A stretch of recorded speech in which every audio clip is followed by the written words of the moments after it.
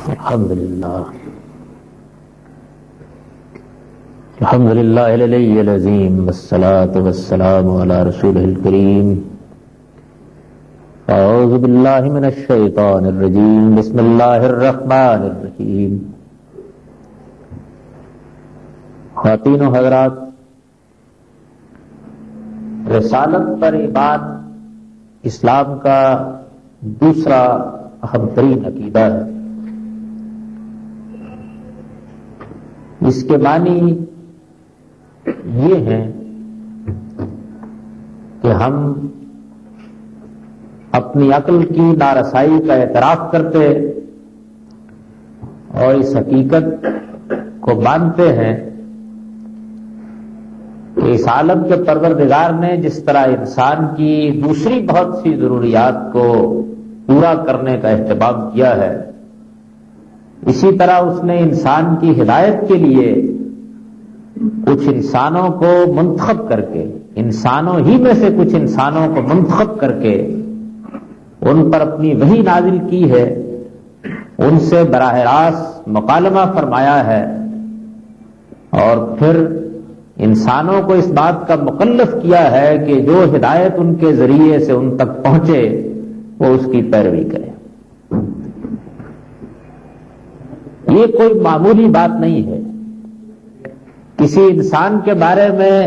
اگر تنہا اتنی بات ماننی ہو کہ وہ ایک بڑا مفکر ہے، بڑا محقق ہے،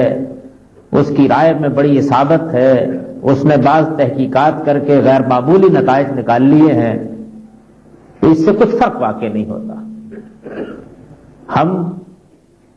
اس چیز کو مان بھی سکتے، اس پر جرا بھی کر سکتے، اس کا انکار بھی کر سکتے، اس کی تحسین بھی کر سکتے، اس سے گریز کا راستہ بھی اختیار کر سکتے، اس کا اعتراف بھی کر سکتے. ہماری زندگی پر اس سے کچھ اچھے یا برے اثرات بھی ہو سکتے ہیں، لیکن یہ چیز کسی بہت بڑے مجادلے اور مناظرے کا تقاضا نہیں کرتی. ایک آدمی ایک شخص کے بارے میں یہ رائے رکھتا ہے، دوسرا دوسرے کے بارے میں یہ رائے رکھتا ہے، اس سے کچھ فرق واقع نہیں ہوتا. لیکن جب یہ مانا جاتا ہے کہ فلاں اور فلاں شخصیت کو رسالت کا منصب حاصل ہے اور اس عالم کے پروردگار نے اسے اپنا پیغام ہم تک پہنچانے کے لیے چن لیا ہے، تو یہ ایک غیر معمولی چیز ہے. دنیا میں ہم جن چیزوں کو مانتے یا چھوڑتے، ترک کرتے یا اختیار کرتے، ان میں یہ عام نوعیت کی چیز نہیں رہتی، بڑی غیر معمولی چیز بن جاتی ہے. آئنسٹائن کو ایک بڑا سائنسدان ماننا، فردوسی، غالب اور اقبال کو بڑا شاعر ماننا، ملٹن شیکسپیئر کی ادبی حیثیت کا اعتراف کرنا، یہ اور چیز ہے. اور محمد صلی اللہ علیہ وسلم کے بارے میں یہ ماننا کہ وہ انسانوں میں سے رسالت کے منصب پر فائز کیے گئے اور اللہ نے انہیں اپنا پیغام پہنچانے کے لیے چن لیا، اور جو کچھ اب وہ دین کی حیثیت سے پیش کرتے ہیں وہ قیامت تک کے لیے واجب الاطاعت ہے، یہ معمولی بات نہیں. ہم مسلمان یہ عقیدہ کیوں رکھتے ہیں؟ اس بات کو کیوں مانتے ہیں؟ کیا یہ کوئی بے سبب سی بات ہے؟ جیسے مختلف قومیں اپنے کچھ تعصبات رکھتی ہیں، یہ بھی ہمارے تعصبات میں سے ایک تعصب ہے. مختلف قومیں جس طرح کچھ توہمات کا شکار ہوتی ہیں، یہ بھی انہی توہمات میں سے ایک توہم ہے. یہ ہماری کوئی ماضی کی روایت ہے جس سے ہم چمٹے رہنا چاہتے ہیں؟ یہ کوئی عقیدت کی کرشمہ سازی ہے جس سے ہم مسحور ہو گئے ہیں؟ یا یہ ایک ایسی چیز ہے کہ جو اپنے دلائل رکھتی ہے، اپنے وجوہ و اسباب رکھتی ہے، اور ہماری عقل و فطرت دونوں اس بات کا تقاضا کرتی ہیں کہ اسے مانا جائے؟ میں جو کچھ اپنے اس عقیدے کا جائزہ لینے کے بعد سمجھ سکا ہوں، وہ چونکہ دوسری ہی بات ہے. یہ اگر کوئی توہمات میں سے ایک توہم ہوتا اور تعصبات میں سے ایک تعصب ہوتا اور روایات میں سے ایک روایت ہوتی اور قومی مفاخرت کے معاملات میں سے کوئی معاملہ ہوتا، تو کم سے کم میں پورے اطمینان کے ساتھ کہتا ہوں کہ میں اس کو چھوڑ کر کھڑا ہو جاتا. لیکن اس کے جو وجوہ و اسباب تحقیق کے بعد مجھ پر واضح ہوئے اور اس کے جو دلائل میں نے سمجھے ہیں، اس کے بعد میں یہ محسوس کرتا ہوں کہ یہ ایک ایسی حقیقت ہے کہ کوئی عاقل اس کا انکار نہیں کر سکتا. یہ صرف مسلمانوں ہی کے ماننے کی چیز نہیں ہے، یہ اس پورے عالم کے مان لینے کی چیز ہے. یہ ایک ایسی حقیقت ہے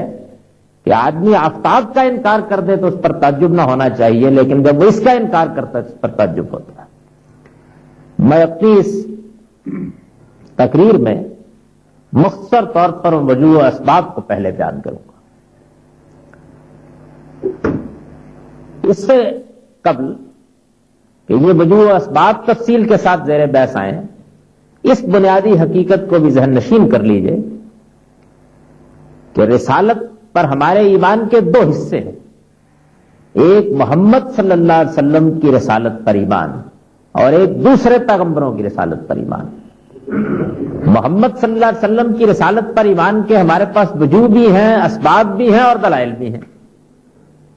باقی پیغمبروں کی رسالت کو ہم محمد رسول اللہ صلی اللہ علیہ وسلم کی شہادت پر مانتے ہیں۔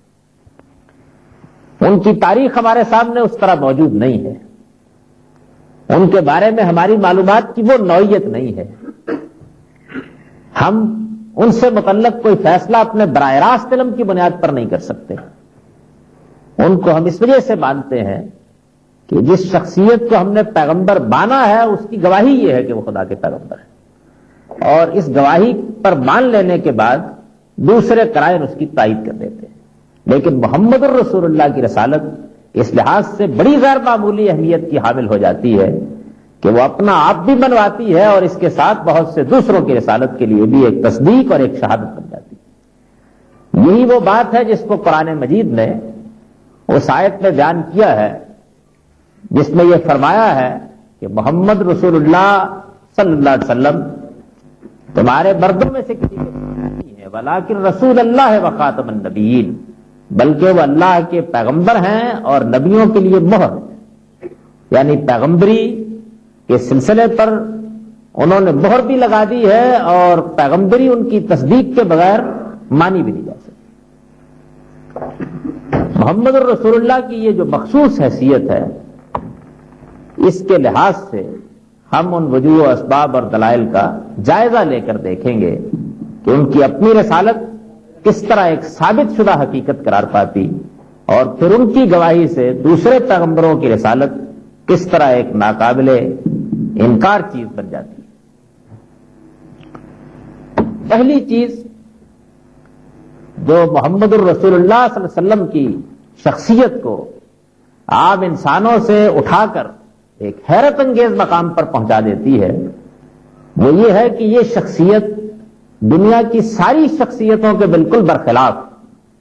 اپنے فکر کے لحاظ سے اور اپنی شخصی تعبیر کے لحاظ سے ارتقاء کے قانون سے بالا تر ہے۔ اس دنیا میں ہم جن شخصیتوں سے واقف ہیں، وہ بڑے شاعر ہوں، بڑے ادیب ہوں، بڑے مفکر ہوں، بڑے مصلحین ہوں،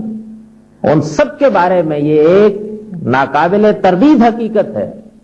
کہ وہ جہاں تک پہنچتے ہیں اس کے لیے ایک ارتقائی عمل ہوتا ہے۔ جس معاشرے میں آنکھ کھولتے ہیں اس کی کچھ چیزیں عکس کرتے ہیں، جن اساتذہ سے پڑھتے ہیں ان کا علم ہی ان کا علم ہوتا ہے، جس ماحول میں زندگی بسر کرتے ہیں اس کے اثرات قبول کر کے اپنا فکر مرتب کرتے ہیں، اور پھر مختلف مراحل سے گزر کر ترک و اختیار کی بہت سی منزلیں طے کر کے کسی ایک مقام پر پہنچتے ہیں، اور پھر اس مقام پر بھی یہ نہیں ہوتا کہ کھڑے رہ جائیں، بلکہ اس میں نشیب بھی آتے ہیں، فراز بھی آتے ہیں، کمال بھی ہوتا ہے، زوال بھی ہوتا ہے۔ یہ ایک ناقابل تردید حقیقت ہے اور ایک ایسا قانون ہے کہ جس پوری دنیا میں کار فرما ہے۔ یعنی آدمی یوں نہیں ہوتا کہ یک بیک کھڑا ہو جائے اور جس جگہ کھڑا ہو اپنی پوری زندگی میں اسی کمال پر کھڑا رہے، وہ کمال تک پہنچتا بھی مختلف مراحل سے گزر کر ہے اور اس پر قائم بھی مراحل ہی کی صورت میں رہتا ہے، اور اگر زوال آتا ہے تو وہ بھی ایک خاص مراحل سے گزر کر ہی آتا ہے۔ ہم چند بڑی بڑی شخصیتوں کو مثال کے طور پر لے لیتے ہیں۔ ہمیں معلوم ہے کہ سائنس کی دنیا میں نیوٹن، آئنسٹائن غیر معمولی شخصیتیں،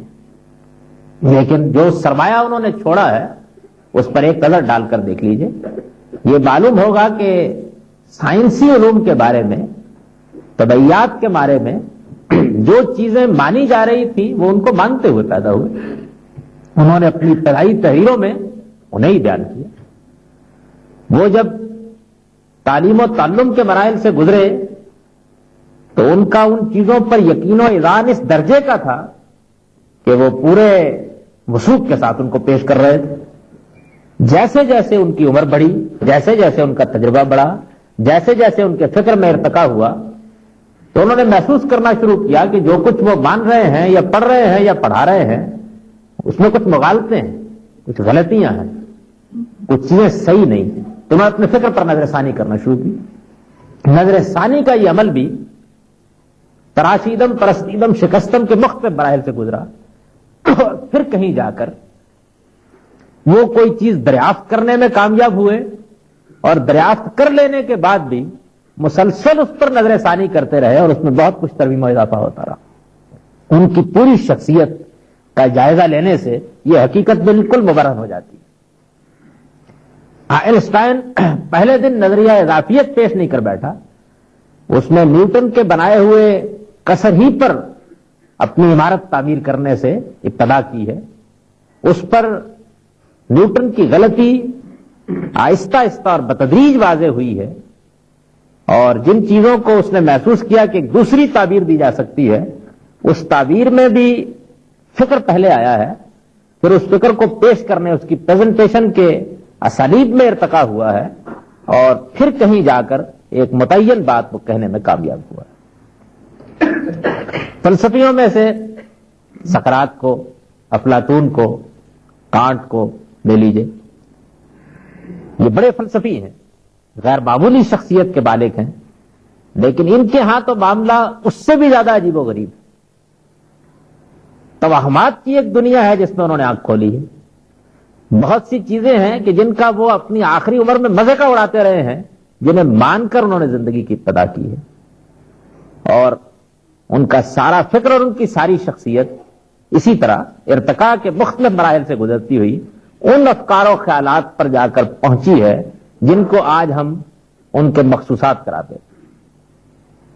ہمارے اپنے ملک میں، ہماری اپنی قوم میں بڑے شاعر اقبال ہیں، غالب ہیں. غیر معمولی شخصیات کے مالک ہونے کے باوجود ان کے کلام کو دیکھ لیجئے، ان کی سیرت کو دیکھ لیجئے، دونوں اسی اصول پر ہیں. ہم جانتے ہیں کہ ایک زمانہ وہ بھی تھا کہ جب اقبال اسی طرح کے شعر کہتے تھے جیسے شعر عام طور پر شاعر لوگ کہا کرتے ہیں. اس میں زبان، ادب، اسلوب سب کے لحاظ سے وہی سب کچھ موجود تھا جو اس زمانے کا عام چلن تھا. بتدریج وہ ایک قومی شاعر کی حیثیت اختیار کرتے چلے گئے، اور پھر اس سے بڑھ کر آگے ایک غیر معمولی اسلامی شاعر کی حیثیت اختیار کر گئے. ان کی بانگ درا کو دیکھ لیجئے، ان کی بال جبریل کو دیکھ لیجئے، ان کی ضرب کلیم کو دیکھ لیجئے. اسٹائل کے لحاظ سے بھی اور فکر کے لحاظ سے بھی یہ غیر معمولی ارتقائی عمل ہے جو ان کے پورے کلام میں جاری ہے. وہی شاعر کے جو وطن کے گیت گاتا ہے، تجزیے اور مشاہدے کے بعد جب حقیقت اس پر نمودار ہوتی ہے تو یہاں تک پہنچ جاتا ہے کہ یہ کہہ اٹھتا ہے کہ وطنیت سے بڑھ کر کوئی بت نہیں ہے جو جدید زمانے نے تراش کر ہمارے سامنے رکھ دیا. ان تازہ خداؤں میں بڑا سب سے وطن ہے، جو پیرہن اس کا ہے وہ مذہب کا کفن ہے. ہندوستان کے ساتھ بے پناہ محبت رکھنے والا اور وطن کی بنیاد پر لوگوں کے جذبات ابھارنے والا، اور اس کے نمونے موجود ہیں اس کی ابتدائی شاعری میں، اس مقام پر پہنچ جاتا ہے کہ اس بر صغیر کا ایک بہت بڑا عالم کہیں یہ بات کہہ بیٹھتا ہے کہ قومیں وطن سے بنتی ہیں تو وہ چیخ اٹھتا ہے کہ دیوبند حسین احمد ہی چبل جبیس عجم ہنوز نہ داند رموز دی ورنہ دیوبند حسین احمد ہی چبل جبیس. یعنی یہ معلوم ہوتا ہے کہ ابھی تک عجم پر دین کے راز نہیں کھلے، ورنہ دیوبند جیسے مدرسے سے حسین احمد مدنی جیسا عالم اور ایسی بات کر دے، اور بمصطفیٰ برساں پیشتا کہ دی ہمعوس تگر بہو نہ رسیدی تمام بولا دی. یہ حیرت انگیز ارتقا موجود ہے. اسلوب کے لحاظ سے بھی یہ وہی اقبال ہے جس طرح کے شعر کہتا تھا کہ نہ آتے ہمیں اس میں تکرار کیا تھی مگر وعدہ کرتے ہوئے ہار کیا تھی، اور وہی ہے کہ جو اردو نظم کا تاج محل مسجد قرطبہ کی صورت میں تخلیق کرتا ہے. آدمی اس کو پڑھتا ہے حیرت زر رہ جاتا ہے کہ شعر و ادب اس معراج تک بھی پہنچ سکتے ہیں. تو ایک ارتقا کا بنے معاملہ غالب کا. یہ معلوم ہے کہ اس کے دیوان کا کتنا بڑا حصہ ہے جو اس کے اپنے قلم کی نظر ہو گئے. اس کی کتنی غزلیں ہیں جس کو خود اس نے اس قابل نہیں سمجھا کہ وہ اپنے اس مجموعے میں ان کو شامل کر لیں. فکر و خیال کے لحاظ سے اقبال کے ہاں تو بہرحال نیچے سے اوپر کی طرف بعض چیزیں ملتی ہیں, وہاں حیرت انگیز تضادات ہیں اور حیرت انگیز تخالف ہیں. ان سب کے مجموعے کا نام ایک شخصیت ہے. اس میں بہت سی چیزیں ہیں جو ایک شعر میں مانی جا رہی ہیں, دوسرے میں ان کا انکار کیا جا رہا ہے. اپنے زمانے کے فلسفیانہ افکار, اپنے زمانے کے متصوفانہ افکار, اپنے ماضی, اپنے حال اور جو کچھ آشوب وہ دیکھ رہا تھا وہ سب کے اثرات شخصیت پر پڑے ہیں, اور ان اثرات ہی سے شخصیت ایک ارتقا کے ساتھ سامنے آتی. غرض یہ کہ اس دنیا میں کوئی بڑی سے بڑی ہستی بھی ایسی نہیں ہے جو اس اصول سے مستثنا قرار دی جا سکے. یہ صرف محمد رسول اللہ صلی اللہ علیہ وسلم کی ہستی ہے کہ جس کے بارے میں ہم پورے اطمینان کے ساتھ کہتے ہیں اور تاریخ کی روشنی میں یہ دعویٰ کرنے کی جسارت کرتے ہیں کہ اس میں اس نوعیت کے کسی ارتقاء نام کی کوئی چیز طرح سے پائی نہیں جاتی. یہ عجیب بات ہے کہ 40 سال تک وہ نہ کہیں کچھ پڑھتے نظر آتے ہیں, نہ کہیں بات کرتے نظر آتے ہیں, نہ کوئی خاص فکر پیش کرتے نظر آتے ہیں, نہ کچھ مانتے اور اس کو چھوڑتے نظر آتے ہیں. ایک غیر معمولی شخصیت جو سیرت اور کردار کے اعتبار سے تو اپنے نقوص سب کر رہی ہے معاشرے پر, لیکن فکر, اسلوب, کلام, بات کہنے کی صلاحیت, اس سب کے لحاظ سے کوئی چیز بھی نہیں ہے کہ جس کو ہم یہ کہہ سکیں کہ یہ ارتقاء کے ان مراحل کی نشاندہی کرتی. 40 سال تک قریب ترین رہنے والا کوئی شخص بھی یہ تصور نہیں کرتا کہ ہمارے درمیان کوئی مفکر اور کوئی محقق اور کوئی عالم اور کوئی ادیب پرورش پا رہا ہے. کسی کے وہم و گمان میں بھی نہیں. یہ تو سب کہتے ہیں کہ صادق ہے, امین ہے, بے پناہ اخلاقی شخصیت کا مالک ہے, لیکن ان میں سے کوئی چیز بھی نہیں. اور پھر یک بیک وہ ایک دن ہرا کے پہاڑ سے اترتا ہے اور اس کی زبان پر ایک کلام جاری ہوتا ہے. وہ یہ کہتا ہے کہ مجھے پروردگار نے نبوت کے منصب پر فائز کر دیا ہے اور میرے اوپر اپنی کتاب نازل کرنا شروع کی. وہ کلام ہمارے پاس سارا کا سارا موجود ہے. وہ کوئی ایک دن میں نازل نہیں ہوا, 23 سال کے عرصے میں نازل ہوا ہے. اس 23 سال کے عرصے میں بھی, کم و بیش 23 سال کے عرصے میں, جس شخصیت پر وہ نازل ہوا ہے اس کی زندگی کسی غار میں نہیں گزری بلکہ غیر معمولی کشمکش میں گزری ہے. اس پر بے شمار مراحل آئے ہیں, اس نے اپنی دعوت پیش کی ہے, اس کا ایک رد عمل ہوا ہے, اسے اپنی قوم ہی سے لڑ جانا پڑا ہے, اپنے خاندان ہی کے ساتھ ایک جنگ چھیڑ لینا پڑی ہے. غیر معمولی کشمکش کے بعد وہ اپنی قوم کو چھوڑ کر نکلا ہے, اس نے ہجرت کی ہے, ایک پوری سلطنت قائم کر دی, اس سلطنت پر اس کی فرما روائی قائم ہوئی, اس نے جنگ و جدال میں حصہ لیا ہے, اس کی اپنی قوم اس کے سامنے مفتو ہوئی ہے, اور جو ریاست اس نے یثرب میں چند کلومیٹر میں قائم کی تھی وہ پھیلتے پھیلتے پورے جزیرہ نما عرب کی آخری حدوں تک پہنچ گئی ہے. ایک یکا و تنہا انسان, ایک دائی اور ایک نذیر, اور اس سے آگے بڑھ کر ایک عظیم سلطنت کا بانی, یہ سارے مراحل زندگی میں آئے. ظاہر ہے کہ یہ کشمکش, یہ مراحل تو بہت کچھ تقاضا کرتے ہیں کہ فکر میں بھی ارتقاء ہو, اسلوب میں بھی ارتقاء ہو, مانی ہوئی چیزیں چھوڑی جائیں, چھوڑی ہوئی چیزیں مانی جائیں, آدمی کی طبیعت میں تغیرات آئیں, بات کہنے کے انداز میں تغیرات آئیں. لیکن عجیب بات ہے کہ اس 23 سال کے عرصے میں جو کتاب نازل ہوئی ہے وہ ساری کی ساری کتاب اس وقت ہمارے پاس موجود ہے, اور اس ساری کی ساری کتاب میں شروع سے لے کے آخر تک اس کو پڑھ جائیے, نہ فکر کے اعتبار سے کوئی ارتقاء محسوس ہوتا ہے ادنا درجے میں بھی, اور نہ اسلوب کے لحاظ سے. اسلوب کا تنوع تو ہے, اس میں کوئی شک نہیں.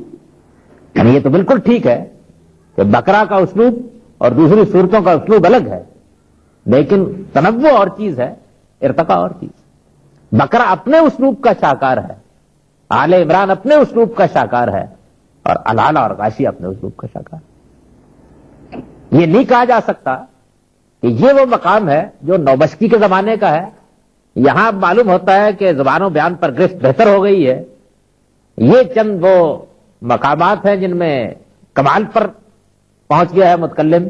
اور یہاں کچھ معلوم ہوتا ہے کہ بڑھاپے کا زوال طاری ہو رہا ہے. ان میں سے کوئی چیز بھی نہیں. پوری کی پوری کتاب ایک شہپارہ ادب بھی ہے اور ایک غیر معمولی محکم فکر کی بنیاد پر کھڑی ہوئی, بلکہ اصرار کے ساتھ یہ کہتی ہے, اصرار کے ساتھ یہ کہتی ہے کہ لو کان من عند غیر اللہ لوجدوا فیہ اختلافا کثیرا. اسی اصول کو بیان کرتی ہے, جس اصول کو میں نے ابھی ذکر کیا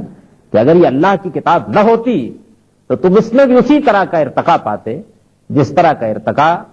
تم باقی مفکرین کی کتابوں میں تصنیفات میں پاتے. اس میں بھی بہت کچھ اختلافات ہوتے. پہلے ایک بات کہی گئی ہوتی, پھر دوسری بات کہی گئی ہوتی. پہلے ایک بات مانی گئی ہوتی, پھر اس کا انکار کر دیا گیا ہوتا. لیکن پوری کی پوری کتاب حیرت انگیز طریقے سے اپنے فکر پر بھی کھڑی ہے اور اسی حیرت انگیز طریقے سے اپنے اسلوب پر بھی کھڑی ہے. یہ واقعہ ہے کہ جس مقام سے کھول لیجئے اور جس جگہ پر تدبر کیجئے,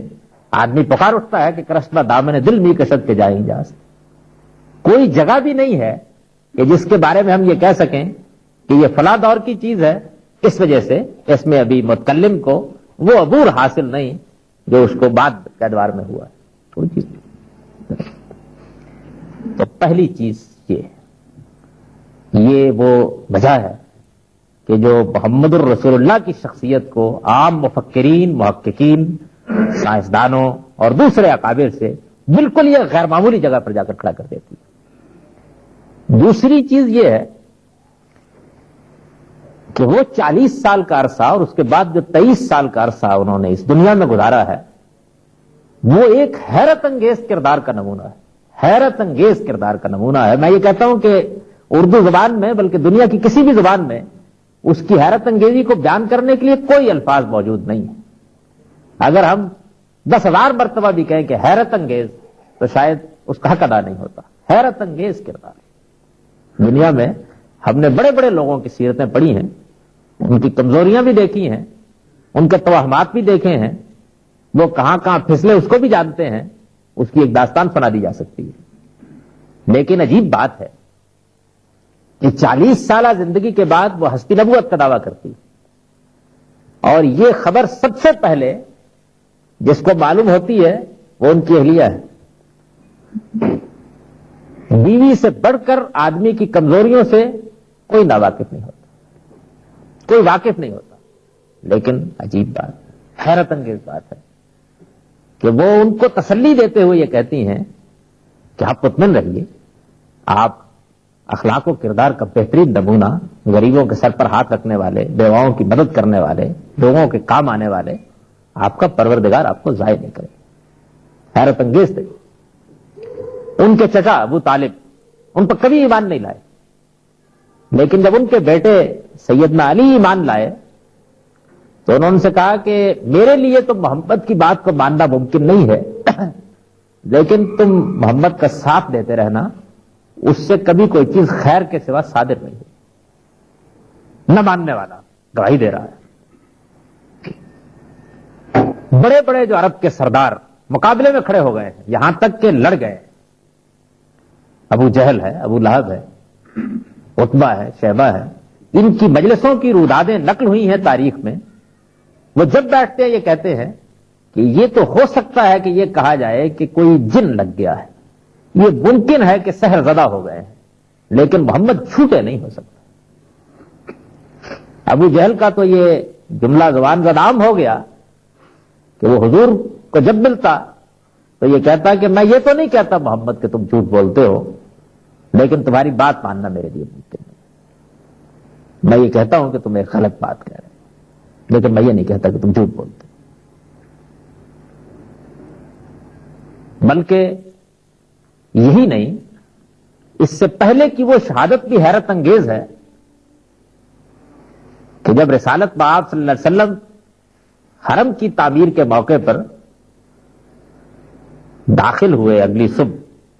قریش کے سرداروں نے یہ کہہ دیا تھا کہ جو آدمی کل اگلی صبح داخل ہوگا حجر اسود کو نصب کرنے کے معاملے میں ہم اس کو حکم مان لیں گے. داخل ہوئے تو سب نے جو کچھ کہا وہ یہ تھا کہ ہم آنے والے پر راضی ہو گئے, صادق اور امین آ گیا, سچا امانت دار. امانت کا یہ عالم ہے کہ بدترین دشمنی کے زمانے میں جو 13 سال گزارے ہیں اس میں بھی سب مورخین اس بات کی شہادت دیتے ہیں کہ قریش میں جس کو یہ خیال ہوتا تھا کہ اس کو اپنی کوئی چیز محفوظ رکھنی ہے وہ محمد رسول اللہ سے بول کر کیا جاتا، اور اسے پورا اطمینان تھا کہ اس میں ادنا درجے میں بھی کوئی خیانت نہیں ہوگی۔ وہ ایک دولت مند آدمی،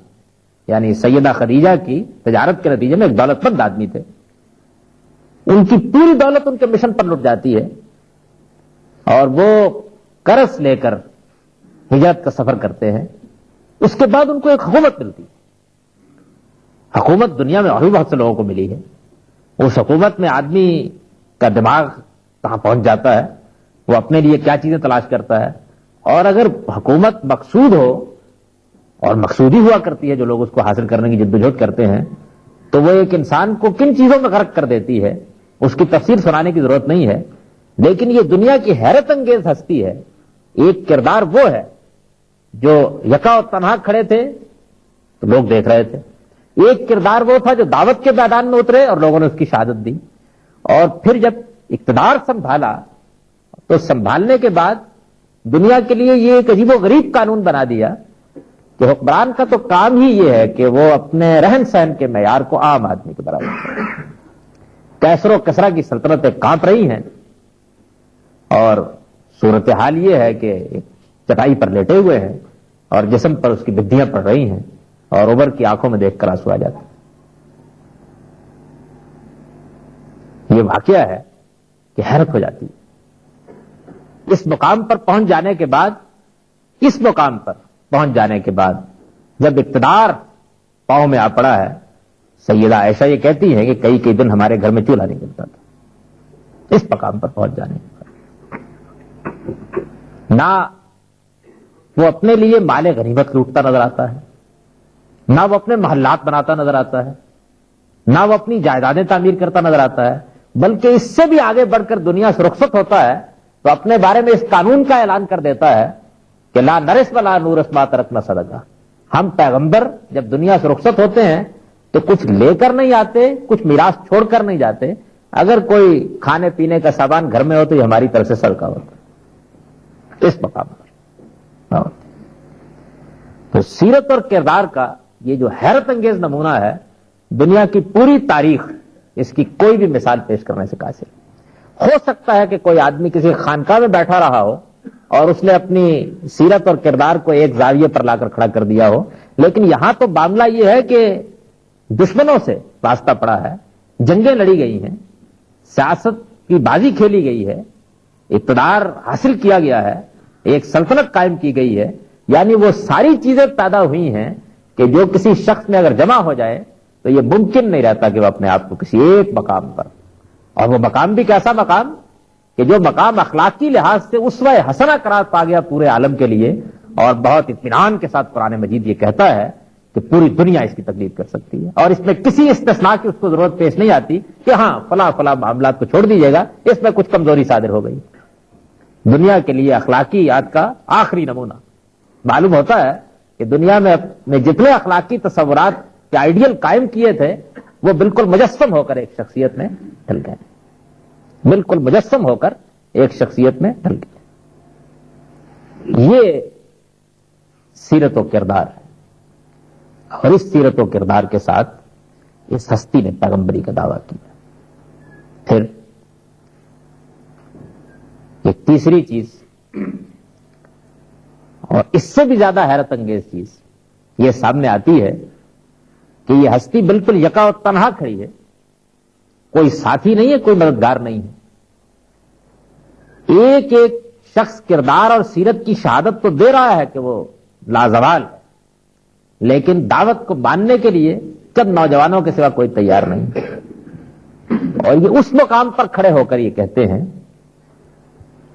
کہ معاملہ صرف اتنا ہی نہیں ہے کہ میں ایک پیغام لے کر آیا ہوں، معاملہ یہ ہے کہ میرے اس پیغام کے بارے میں یہ آسمان پر طے کر دیا گیا ہے کہ اس کا غلبہ اس سرزمین میں قائم ہو جائے گا، اس کا سیاسی غلبہ اس سرزمین میں قائم ہو جائے گا، جزیرہ نما عرب کی سلطنت میرے پاؤں کے نیچے ہوگی، اور یہ معاملہ میری زندگی میں ہو کر رہنا ہے، یہ کہتا ہے۔ یعنی صرف ایک پیغام ہی پیش نہیں کرتا، یہ کہتا ہے دنیا میں قوت اور کامیابیوں کے نشے میں معمور ہو کر بڑے بڑے لوگوں نے دعوے کیے مارکس نے جب اپنا فکر پیش کیا تو اپنے ہی تجزیے کی غیر معمولی نوعیت سے مروب ہو کر اس نے یہ دعویٰ کیا کہ میرا نظریہ دنیا کا مقدر ہے، اور تجزیہ کر کے بتایا کہ تاریخ کا جو میں نے مطالعہ کیا ہے، اور کیونکہ وہ ایک سائنسی مطالعہ ہے، اس کی روشنی سے کمیونزم کا سورج پیرس کے در و دیوار پر چھانک رہا ہے اور پہلا انقلاب جرمنی میں برپا ہو جائے گا۔ مارکسزم کا پہلا انقلاب کہاں برپا ہوا سب لوگ جانتے ہیں، وہ ختم ہو گیا، فلسفے نے اپنا سب کچھ سمیٹ لیا، اور جرمنی اور پیرس ابھی تک بھی اس آفتاب کی زوپاشیوں سے محروم ہے۔ وہ پیشین گوئی حرف بحرف غلط ثابت ہو گئی۔ ہٹلر کو جس زمانے میں غیر معمولی عروج حاصل تھا، تو اس نے اس غیر معمولی عروج کا عالم یہ تھا کہ اس کے بارے میں اعلان کیا گیا کہ وہ برلن ریڈیو سے تقریر کریں گے، اور اتفاق سے انگلستان میں کسی جگہ نقشے بنائے جا رہے تھے طلبا کی ضرورت کے لیے، یورپ کے نقشے بنائے جا رہے تھے، تو ایک آدمی بھگا بھگا آیا اور اس نے کہا کہ تھوڑی دیر کے لیے ٹھہر جاؤ، نقشے پر لکیریں لگانے میں تھوڑی دیر کا توقف کر لو، ہٹلر تقریر کرنے والا معلوم نہیں کہاں کا تبدیلی آ جائے گی۔ یہ زمانہ تھا اس کے اوپر۔ اپنی اس غیر معمولی کامیابی سے مروب ہو کر اس نے بھی یہ کہا کہ دنیا میں میرے اقتدار کو اب کوئی چیلنج نہیں کر سکے گا، اور چند ہی سالوں میں ایسی بساط الٹی کہ وہ عظیم ڈکٹیٹر خودکشی کر رہا تھا اور بے بسی کی بات کر رہا تھا۔ یہ پیشین گوئی بھی حرف حرف غلط ثابت ہے۔ اس کے علاوہ بھی ہم جب تاریخ کا مطالعہ کرتے ہیں تو بے شمار فاتحین ہیں، اسکندر ہے، نیپولین ہے، سیزر ہے، جن کسی طرح کی باتیں ہم پڑھتے، بہت سے مفکرین ہیں جو اپنے انقلابات کے بارے میں اور دنیا کے بارے میں بعض چیزیں کہتے، لیکن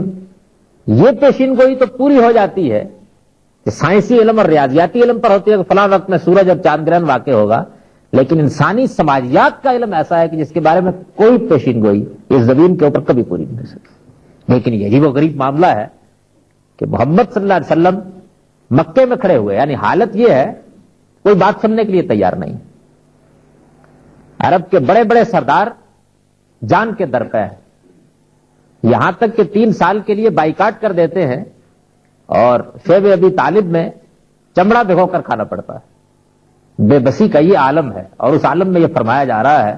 کہ هو الذی ارسل رسولہ بالہدی ودین الحق لیظہرہ علی الدین کلہ ولو کرہ المشرکون۔ یہ پیغمبر ہے، یہ اس زمین پر اس لیے آیا ہے کہ اللہ نے یہ فیصلہ کر لیا ہے کہ اس سرزمین پر اس کا غلبہ قائم ہو جائے گا، اور ان مشرکوں کی ہر خواہش کے رغم قائم ہو جائے گا۔ یہ تو اس کا جامع ترین بیان ہے، لیکن یہ مضمون قرآن مجید کی مکیات میں بھی اور مدنیات میں بھی جگہ جگہ کیا، وہ بار بار یہ بات ہے، یہ بتاتے ہیں کہ یہ ہو کر رہے گا، یہ ہو کر رہے گا۔ اس کی سب سے بہترین مثال سورہ ابراہیم میں ہے، جس میں یہ بتا دیا گیا ہے کہ دونوں چیزیں ہو جائیں گی، اس زمین پر محمد الرسول اللہ کو اقتدار بھی حاصل ہو جائے گا، اور ان کے مخالفین یا تو ان کو مانیں گے یا مٹ جائیں گے۔ یہ پیشین گوئی 23 سال کی مدت میں حرف بحرف پوری ہو جائے گی، یعنی اس حیرت انگیز طریقے سے پوری ہوتی ہے کہ یمن کا علاقہ جو جزیرہ نما عرب سے کچھ الگ تھا، اگرچہ جزیرہ نما عربی کا حصہ تھا اور اس میں ایک الگ حکومت قائم تھی، وہ تک مفتوح ہو جاتا ہے، اور پورے کے پورے جزیرہ نما عرب میں ایک قصبہ اور ایک بستی بھی ایسی نہیں رہتی جس پر محمد الرسول اللہ کا اقتدار قائم نہ ہو چکا ہو۔ اسامہ کا لشکر اب روم و ایران کے لیے تیار کر کے ایک قدم سرحدوں سے آگے بڑھائے بغیر اپنی پیشینگوئی کے بالکل مطابق جزیرہ نما عرب کو مفتوح کر کے اپنے خلفاء کے سپرد کر کے دنیا سے رخصت ہو جاتا ہے۔ یہ پوری انسانی تاریخ میں عمرانیات کے معاملے میں ایک حیرت انگیز واقعہ ہے جس کی کوئی دوسری مثال پیش نہیں کی جا سکتی۔ پھر اس پیشینگوئی کے بالکل درمیانی میں ایک اور حیرت انگیز چیز اسی طرح سماجیات کے بارے میں واقع ہوتی ہے۔ اس وقت جب رسول اللہ صلی اللہ علیہ وسلم کی دعوت برپا تھی، اس وقت دنیا کی 2 بڑی سلطنتیں روم و ایران، جن کو بازنطینی سلطنت اور ساسانی سلطنت کہتے تھے، ان میں جنگ چھڑ جاتی۔ ایک زمانے میں روم کے بادشاہ باریس نے خسرو پرویز کو پناہ دی تھی، اور اس کی مددی سے خسرو پرویز نے اپنا ملک دوبارہ حاصل کیا تھا۔ باریس باہر ڈالا جاتا ہے، اس کا سپہ سالار ایک قبضہ کر لیتا ہے، اور اس کے بعد خسرو پرویز اس کے انتقام میں حملہ کرتا ہے اور ایرانی سلطنت کی اینٹ سیٹ بجا دیتا ہے، یہاں تک کہ بازنطینی سلطنت کا فرما روا قسطنطنیہ کے حصار میں بند ہو کر رہ جاتا ہے۔ اور گبن نے بالکل درست لکھا ہے کہ کوئی دور دور تک آثار محسوس نہیں ہوتے کہ اس صورتحال میں کوئی تبدیلی آ سکتی، یہاں تک کہ اس کا سپہ سالار ہرقل حملہ کرتا ہے اور وہ باغیوں کو تو کچل دیتا ہے لیکن خسرو پرویز کے معاملے میں بالکل بے بس ہو جاتا ہے۔ رومی عیسائیت کے پیرو ہے اور اس لحاظ سے اسلام کے قریب ہیں، ساسانی یا ایرانی کہہ لیجئے، وہ سورج کی پرستش کرتے ہیں اور اس لحاظ سے اسلام سے ذرا دور ہے۔ فطری طور پر مسلمانوں کی ہمدردیاں اس دعوت کے زمانے میں رومیوں کے ساتھ ہوتی ہیں اور قریش کی دلچسپیاں ہمدردیاں ساسانیوں کے ساتھ ہوتی ہیں اس موقع پر جب کوئی آثار نظر نہیں آتا، یعنی معلوم ہوتا ہے کہ کوئی جان ہی باقی نہیں ہے ان لوگوں میں کہ یہ اپنا ملک دوبارہ حاصل کر سکیں، اپنی سلطنت دوبارہ حاصل کر سکیں۔ خسرو پرویز کا ڈنکا بج رہا ہوتا ہے۔ دنیا کے عمرانی علوم میں کسی سلطنت کے وجود پذیر ہو جانے، کسی حکمران کے اٹھ کھڑے ہونے کے لیے جو اسباب بھی بیان کیے جاتے ہیں وہ سب ایک ایک کر کے ختم ہو جاتے ہیں۔ کوئی شخص چاہے تو زوال روما کی داستان پڑھ لے، اس میں اس کی 5ویں جلد میں گبن نے بہت وضاحت کے ساتھ یہ بتا دیا ہے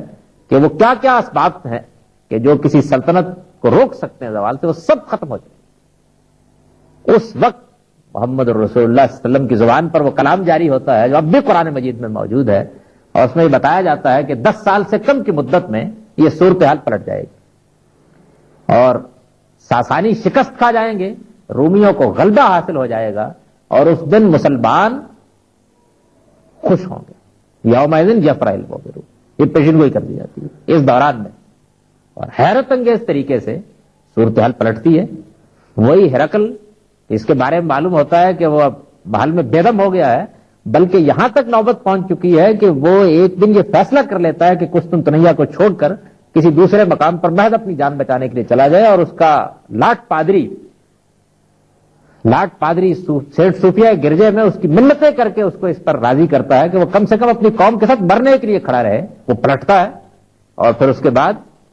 خسرو پرویز کی پوری سلطنت بالکل ٹکڑے ٹکڑے ہو کر اس کے سامنے ختم ہو جاتی ہے اور رومیوں کا غلبہ حاصل ہو جاتا ہے۔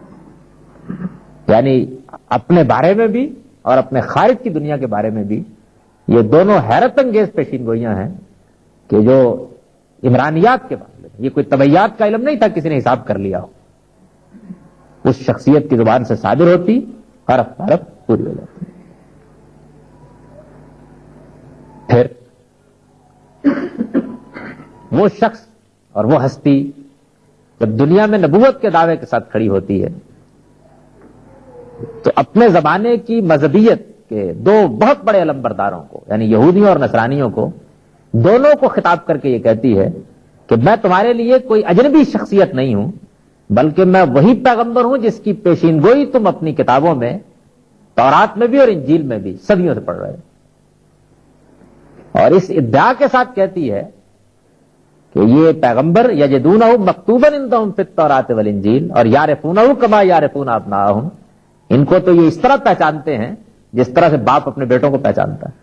اور کسی ایک شخص میں بھی ہمت نہیں ہوتی کہ وہ 2000 سال کی اس پیشین گوئی کا مصداق کسی اور کو قرار دینے کی جسارت کر لے۔ اور اب پھر 15 صدیاں گزر چکی ہیں، لیکن یہ واقعہ ہے کہ تاریخ اس بات کی گواہی دے رہی ہے کہ حرف بحرف پیغمبروں کی اس پیشین گوئی کا مصداق اگر کوئی ہستی ہو سکتی تھی تو وہ محمد رسول اللہ۔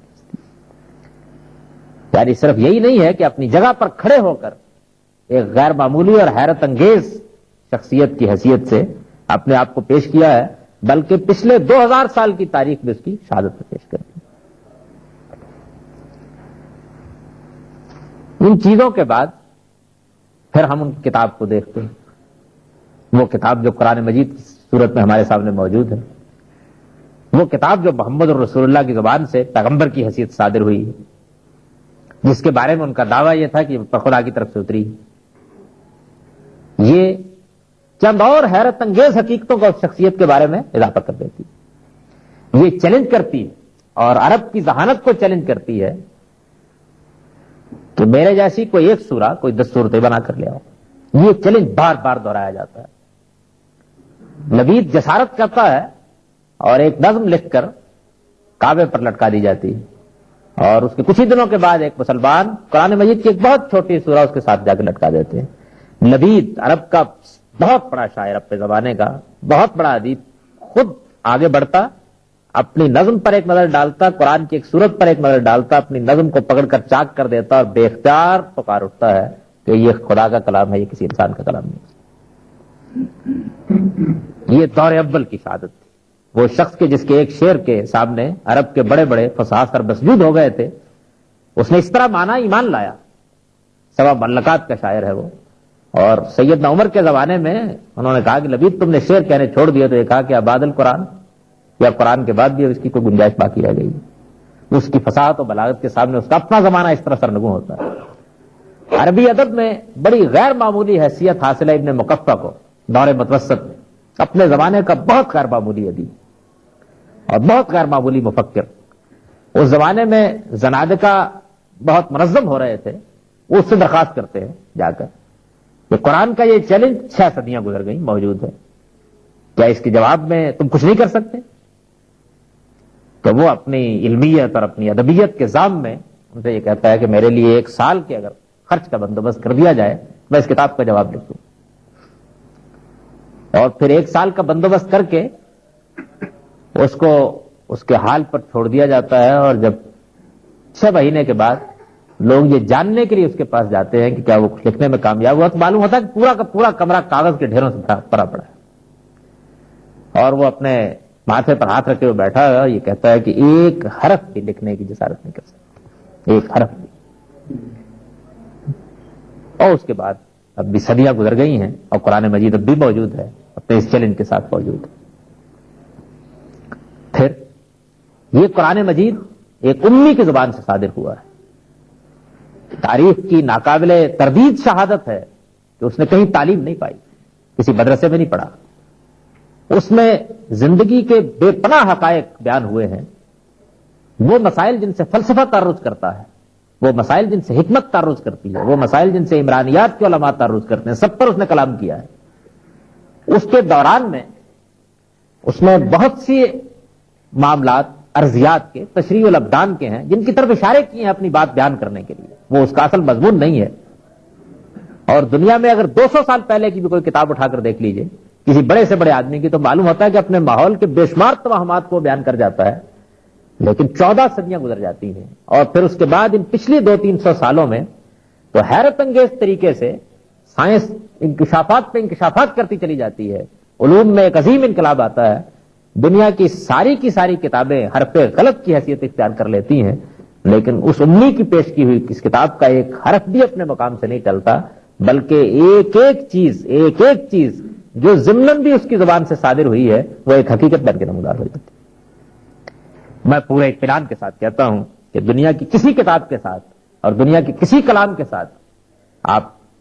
یہ نہیں بتا سکتے کہ اس طرح کا معاملہ ہو سکا۔ اب یہ ہے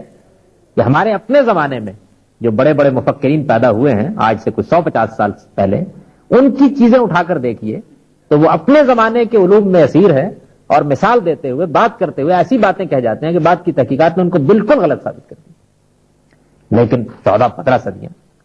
اور ایک کشمکش کے دوران میں نازل ہونے والا کلام، اور زبان سے ایک حرف بھی ایسا نہ نکلے کہ جس کے بارے میں، یعنی معاملہ یوں نہیں ہے کہ بیشتر حصہ، معاملہ یوں نہیں ہے کہ اکثر حصہ، معاملے کی نوعیت یہ ہے کہ ایک حرف بھی ایسا نہیں ہے جس کے بارے میں یہ کہا جا سکے کسی علمی انکشاف نے اس کی غلطی ثابت کر دی۔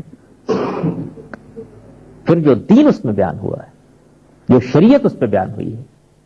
وہ دین اور وہ شریعت دنیا نے کتنی کروٹیں لی اور زمانہ کتنی گردشوں سے گزرا، لیکن آج بھی اس عزم، اس ارادے، اس ہمت، اس حوصلے کے ساتھ دنیا کے سامنے پیش کی جا سکتی ہے کہ انسان کے عمرانی مسئلے کا وہ آخری حل ہے جو خدا کے پیغمبر نے پیش کر دیا، اور اس میں ادنا درجے میں بھی کسی ترمیم یا کسی اضافے کی کوئی گنجائش نہیں ہے۔ عقل انسانی نے اپنے لیے ہزاروں تجربات کیے ہیں، سارے تجربات اس کے سامنے ہیچ ہو گئے ہیں، سارے نوشتے اس کے سامنے بیکار ہو گئے ہیں، اور وہ شریعت آج بھی پورے کے پورے اعتماد کے ساتھ پیش کی جا سکتی ہے کہ اس دنیا کا آخری صحیفہ ہے۔ انسان اپنے عمرانی مسائل کے معاملے میں نہ اس سے ایک قدم آگے بڑھ سکتا، نہ ایک قدم پیچھے ہٹ سکتا۔ یہ چیز کس مفکر کو حاصل ہوئی، کس محقق کو حاصل ہوئی ہے, کس ادیب کو حاصل ہوئی ہے, کس مسئلے کو حاصل ہوئی ہے, کس کے کلام کو حاصل ہوئی ہے. اس پوری زمین کے اوپر اور اس آسمان کے نیچے تنہا یہی ایک کتاب ہے جو محمد الرسول اللہ سے صادر ہوئی ہے, جو اس معیار پر پوری اترتی ہے کہ عقل انسانی جس پہلو سے چاہے اس کے پیش کردہ دین کا جائزہ لے کر دیکھے. بلکہ یہ صرف قرآن مجید میں پیش کردہ دین ہے کہ جس کو ہم بے تکلف پیش کر کے دنیا کو یہ بتا سکتے ہیں کہ نبوت انسانیت کی ایک ضرورت ہے, اس کو مانے بغیر کوئی چارہ نہیں. ہم انسان کی تاریخ ایک طرف رکھ کے سیاست, معیشت, معاشرت, حدود, تعزیرات, تعلیم, تعلم اور زندگی کے دوسرے تمام مسائل کے بارے میں انسان کے افکار کا جائزہ لے کے اسے بتا سکتے ہیں کہ بڑے بڑے مفکرین کی انتہا پسندیوں میں اور ان کے فیصلوں میں اور ان کی غلطیوں میں یہ کیسا روشن چراغ ہے کہ جس میں نہ کوئی عدم توازن ہے, نہ کوئی بے اعتدالی ہے, یہ اپنے اسی مقام پر کھڑا ہے جس پر پیش کرنے والے نے اس کو کھڑا کر دیا. وجوہ اسباب اس کے علاوہ بھی بہت سے گنوائے جا سکتے, لیکن ایک مختصر گفتگو میں نمایاں چیزیں پیش کی جا سکتی ہیں. یہ وہ چیزیں ہیں کہ جن کی بنیاد پر ہم یہ کہہ سکتے اور بربلا کہہ سکتے اور پورے اطمینان کے ساتھ کہہ سکتے اور بغیر تردد کے کہہ سکتے اور پوری دنیا کے سامنے کھڑے ہو کر کہہ سکتے ہیں کہ محمد صلی اللہ علیہ وسلم مفکرین میں سے ایک مفکر اور مصلحین میں سے ایک مصلح نہیں ہے, لا ریب خدا کے پیغمبر ہیں جن پر آسمان کی وحی نازل ہوئی, اور لا ریب خدا کے بھیجے ہوئے ہیں جنہیں پروردگار نے ہماری ہدایت کے لیے مبعوث فرمایا. یہ محمد الرسول اللہ ہے. اور جب ہم ان کو مان لیتے ہیں تو پھر اس کے بعد یہ کہتے ہیں کہ مسیح بھی اللہ کے رسول تھے, یہ کہتے ہیں کہ موسیٰ بھی اللہ کے رسول تھے, یہ کہتے ہیں کہ ابراہیم بھی اللہ کے رسول تھے, تو ہم ان کو بھی مان لیتے ہیں. رسالت پر ہم مسلمانوں کا ایمان کوئی وہم نہیں ہے, ایک ایسی علمی حقیقت ہے کہ جس کے بارے میں دو رائے نہیں ہو سکتی, بشرطے کہ آدمی عقل و بصیرت کے ساتھ اس شخصیت کا, اس کے پیش کردہ کلام کا جائزہ لینے کے لیے تیار ہو جائے. محمد الرسول اللہ کی اس رسالت کو ہم مسلمان جب مان لیتے ہیں تو پھر اس کے بعد اس ایمان کے کیا تقاضے ہیں جو ہمارے اوپر لازم آتے ہیں. اب میں مختصر طور پر وہ تقاضے بیان کروں.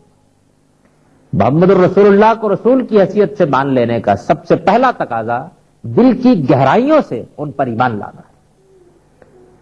ان پر ایمان لانا ہے. یعنی یہ زبان سے کہہ دینا کہ محمد صلی اللہ علیہ وسلم اللہ کے رسول ہیں یہ ایک چیز ہے,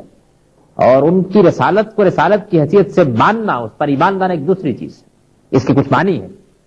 اس کے معنی در حقیقت یہ ہے کہ ہم یہ مان رہے ہیں کہ اب قیامت تک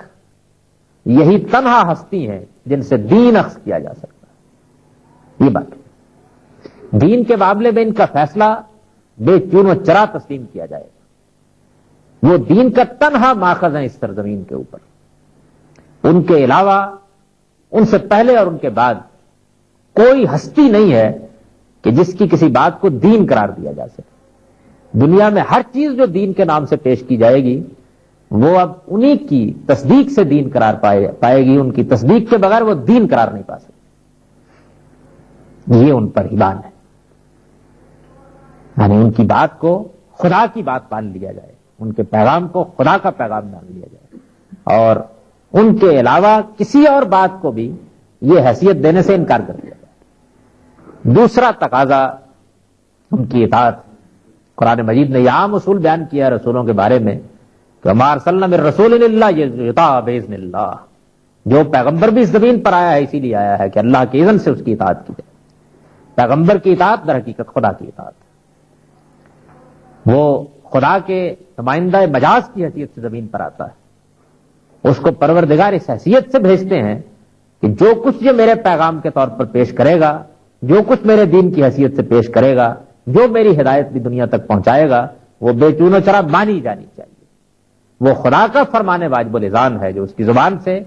نکلتا اس کے عمل سے صادر ہوتا ہے. اس کی اطاعت. محمد الرسول اللہ کی یہ حیثیت عام امراء کی اطاعت کی طرح کی نہیں ہے, بلکہ اس اطاعت کی نوعیت قرآن نے بیان کی ہے. اور وہ نوعیت یہ ہے کہ جب ان کی بات مانی جائے تو اس طرح مانی جائے کہ آدمی اپنے دل کے اندر بھی کوئی تنگی محسوس نہ کرے, اور ان کے حکم کے سامنے بے چون و چرا سر جھکا دیا جائے. دین کی حیثیت سے ان کی حتمی حجت قبول کر لی. تیسری چیز یا تیسرا تقاضا اتباع ہے جو قرآن مجید نے بیان کیا. اطاعت حکم کی پیروی ہے جب وہ زبان سے دے دیا جائے، اتباع عملی نمونے کی پیروی ہے جب وہ پیش کر دیا جائے۔ محمد الرسول اللہ کی شخصیت کو یہی حیثیت دی گئی۔ خدا کی معرفت کا آخری نمونہ ہے محمد الرسول اللہ صلی اللہ علیہ وسلم اس زمین پر۔ اللہ کو مان لینے کے بعد کیسا شخص بنتا ہے، دین کو قبول کر لینے کے بعد کیسی ہستی وجود میں آتی ہے، وہ کیا آئیڈیل ہے جس تک انسان کو پہنچنا چاہیے، اس کا نمونہ ہے محمد صلی اللہ علیہ وسلم کی شخصیت۔ دنیا میں دین جو پیغام اور ہدایت لے کر آیا ہے، اس کے لیے کچھ دینی ہدایات ہیں، کچھ اخلاقی تقاضے ہیں، دونوں محمد الرسول اللہ کی ذات میں مجسم ہو گئے۔ یہی چیز ہے جس کو بیان کیا ہے سیدہ عائشہ نے، کان خلقہ القرآن۔ تو اتباع یہ ہے کہ ان کو اپنا آئیڈیل بنا لیا جائے، ان کو ایک نمونے کی شخصیت قرار دے لیا جائے، ان کے آداب زندگی کیا تھے، ان کی اخلاقیات کیا تھیں، ان کو سامنے رکھ کر مسلمان زندگی بسر کرے اور ان کو اپنانے کی کوشش کرے۔ میں اس پر اس سے پہلے توجہ دلا چکا ہوں اپنے بعض لیکچرز میں کہ اس کے معنی یہ نہیں ہے کہ آدمی ان کی حیثیت نبوت یا حیثیت رسالت یا ان کے تمدن کی تقلید کرنا شروع کر دے۔ نہیں، محمد رسول اللہ صلی اللہ علیہ وسلم نے دین کی حیثیت سے جو کچھ کیا ہے اس کو اپنے لیے ایک واجب الاطاعت نمونہ بنا، اور دین کی حیثیت سے ظاہر بات ہے کہ یا تو کچھ عبادات ہوتی ہیں، احکام ہوتے ہیں شریعت کی صورت میں دیے جاتے ہیں جن کو آدمی عملی طور پر اپناتا ہے، اور یا پھر اخلاقی نمونے کی حیثیت سے ایک شخص سامنے آتا ہے۔ تو ان اعتبارات سے قرآن مجید یہ کہتا ہے کہ لقد کان لکم فی رسول اللہ اسوۃ حسنہ، اور دین میں جو نصب العین ہے انسان کا وہ خدا کی رضا اور محبت ہے۔ یہ ہمانی لفظ ہے، جب کوئی راضی ہو گیا تو اس کی محبت آپ کو حاصل ہو گئی۔ تو خدا کی رضا اور خدا کی محبت حاصل کرنے کے لیے قرآن اصرار کرتا ہے کہ صرف حکم مان لینا کافی نہیں ہے، بلکہ ان کنتم تحبون اللہ فاتبعونی یحببکم اللہ۔ اللہ کی محبت حاصل ہوتی ہے آدمی کو جب وہ محمد الرسول اللہ کی اتباع کرنے کے لیے تیار ہو جاتا ہے۔ وہ دین میں انسان کا جو نصب العین قرار دیا گیا ہے اس کو پانے کا راستہ ہی قرآن مجید میں یہ ہے کہ محمد الرسول اللہ صلی اللہ علیہ وسلم کی اتباع کی جائے، پیروی کی جائے، ان کے عمل کو، ان کی شخصیت کو، ان کی سیرت کو، ان کے کردار کو اپنے لیے ایک نمونہ بنا لیا جائے۔ چوتھا تقاضا انہیں دنیا کی سب چیزوں سے عزیز تر جاننا ہے، جس کو محبت سے تعبیر کیا جاتا ہے۔ یہ تقاضا خود قرآن مجید نے بیان کیا ہے، یہ خدا کے بارے میں بھی ہے، خدا کے دین کے بارے میں بھی ہے، اور محمد الرسول اللہ کے بارے میں۔ قرآن مجید یہ کہتا ہے کہ تمہیں انہیں عزیز تر رکھنا ہوگا، اپنی جان سے بھی، اپنے مال سے بھی، اپنے اعزاء و اقربا سے بھی، اپنی ہر اس چیز سے جس سے تم دنیا میں محبت رکھتے ہیں۔ اور یہی بات ہے جس کو رسول اللہ صلی اللہ علیہ وسلم نے فرمایا بھی تھا سیدنا عمر سے کہ کیا ان سب چیزوں سے مجھے عزیز رکھتے ہو؟ ذرا توقف کیا اور انہوں نے اس کے بعد کہا کہ ہاں یا رسول اللہ، اس پہ کوئی شک نہیں، ایمان کا آخری مقام یہی ہے۔ یعنی رسول اللہ صلی اللہ علیہ وسلم کی بات صرف ایک واجب الاطاعت ہادی کی حیثیت سے نہ مانی جائے، بلکہ ان کو عزیز تر رکھا جائے، آدمی کا ان کی اطاعت کے لیے والہانہ جذبہ ہو۔ یہ عزیز تر رکھنا یا جسے محبت کہہ لیجئے، یہ محبت کوئی اس نوعیت کی چیز نہیں ہے جس طرح کی جبلی محبت انسان کو ماں سے یا باپ سے ہوتی ہے، یہ ایک عقلی اور اصولی چیز ہے۔ اس کے معنی یہ ہے کہ جب کبھی دو راہ آ جائے، ایک طرف ماں کی محبت کا تقاضا ہو اور ایک طرف محمد الرسول اللہ کی محبت کا تقاضا ہو، تو آدمی بے تکلف محمد الرسول اللہ صلی اللہ علیہ وسلم کی بات کو ترجیح دے، اور یہی معاملہ باپ کے ساتھ، یہی معاملہ خاندان کے ساتھ، یہی معاملہ بیوی کے ساتھ، یہی معاملہ دنیا کے تمام لوازم کے ساتھ۔ اور ان پر ایمان کا آخری تقاضا ان کے دین کی نصرت ہے۔ جب وہ دنیا میں موجود تھے تو وہ اس دین کی دعوت لے کے اٹھے، اس وقت بھی قرآن نے یہ مطالبہ کیا اور یہ کہا کہ جس طرح مسیح علیہ السلام نے اپنے حواریوں سے مطالبہ کیا تھا، وہی مطالبہ اب بھی ہے کہ یا ایھا الذین آمنوا کونوا انصار اللہ، اور دوسرے مقامات پر یہ بتا دیا کہ اللہ کی نصرت، دین کی نصرت، اور محمد الرسول اللہ کی نصرت اللہ کی۔ اسی چیز کو ہم ایک دعا کی صورت میں عام طور پر سنتے ہوں گے خطبات میں کہ من نصر دین محمد، جس نے محمد صلی اللہ علیہ وسلم کے دین کی نصرت کی۔ یہ نصرت اس زمانے میں مال کے انفاق کی صورت میں بھی ہوئی، جانوں کے جہاد کی صورت میں بھی ہوئی، قیامت تک یہ مطالبہ باقی رہے گا۔ جب ہم دین کی تبلیغ کرتے، دین کی دعوت دیتے، دین کی شرح و وضاحت کرتے، دین کی حمیت میں کوئی اقدام کرتے، دین کی غیرت میں کوئی اقدام کرتے، مسلمانوں کی بہبود میں آگے بڑھتے، دینی تقاضوں کو پورا کرنے کے لیے اپنی جان مال کھپاتے، مسجد بناتے، کوئی مدرسہ بناتے، دین کے غلبے کی جدوجہد کرتے، یہ سب در حقیقت نصرت دین ہے، دین کی مدد ہے، محمد الرسول اللہ کی مدد. اس کو قرآن مجید نے اللہ کی مدد قرار دیا ہے، محمد الرسول اللہ کی مدد قرار دی ہے، اور یہ کہا ہے کہ اگر تم اس پیغمبر کی مدد نہیں کرو گے تو آسمان کے فرشتے اتر کر اس کی مدد کر لیں گے، لیکن تمہارے لیے یہی راستہ ہے، تمہارے ایمان کا تقاضا یہی ہے کہ تم ان کی نصرت کرو. یہ محمد الرسول اللہ صلی اللہ علیہ وسلم پر ایمان کے تقاضے، یہ تقاضے اگر ملحوظ رہیں تو ایمان کے برگبار نکلتے، یہ ملحوظ نہ رہیں تو وہ محض ایک عقیدہ بن کے رہ جاتا ہے. مسلمان اگر مسلمان کی حیثیت سے اس زمین پر جینا چاہتے ہیں تو ان کو اس پر بھی شرح صدر حاصل کر لینا چاہیے کہ محمد الرسول اللہ صلی اللہ علیہ وسلم ان کے آباء میں سے کوئی بڑی ہستی نہیں ہے، محض اللہ کے رسول ہیں، اور ان کو اللہ کا رسول ہم قطعی دلائل اور حتمی وجوہ و اسباب کی بنیاد پر مانتے ہیں، اور ان پر ایمان کے یہ تقاضے ہیں جن کو ہر مسلمان کو پورا کرنا چاہیے. اگر وہ ان تقاضوں کو پورا کرتا ہے تو وہ ایمان کا حق ادا کرتا ہے، اور اگر ان میں خیانت کرتا ہے تو اس کے معنی یہ ہے کہ اس کا ایمان محض ایک توہم ہے، محض ایک متعصبانہ چیز ہے، وہ دماغ کا ایک خلل ہے،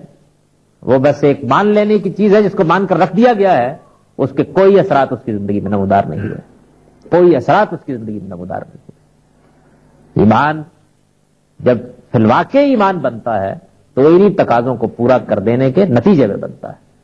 مسلمانوں کو قرآن مجید اسی بات کی دعوت دیتا ہے، پیغمبر کی اطاعت کرو، پیغمبر کی اتباع کرو، پیغمبر کو دنیا کی ہر چیز سے زیادہ عزیز رکھو، پیغمبر کے دین کی نصرت کے لیے تیار رہو.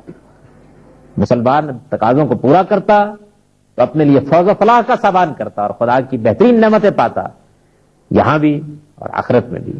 اور جب ان سے گریز کرتا تو یہاں بھی ذلت اور رسوائی کا شکار ہوتا، اور آخرت تو بہرحال ایک ہولناک عذاب کی وعید لے کے اس کے سامنے کھڑی ہوتی. اقول قولی ھذا واستغفر اللہ لی ولکم ولسائر